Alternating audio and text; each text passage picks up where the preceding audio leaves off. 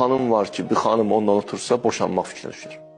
Elə söhbət ondan. Xanım da var, o xanım gelib ondan otursa nə olar? Səbir öyrənər, helm öyrənər. Biraz fikirləri dəyişər, baxışları dəyişər. Başa ailəni dağıtmaz.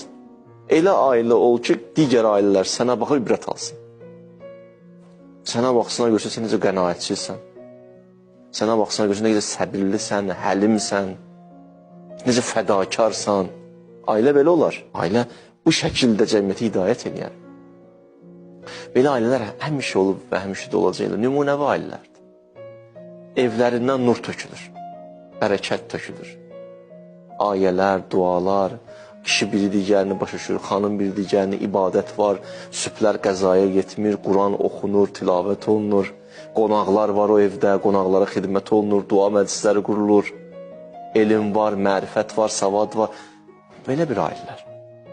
وَجَعَلْنَا لِلْمُتَّقِينَ إِمَامًا Bizi ailə olaraq cəmiyyətin önündə gedənlərdən qərar verir. Görürsən nə gözəl duadır bu dua. Bu duanı edəsək elə hamımız da nə yaxşı.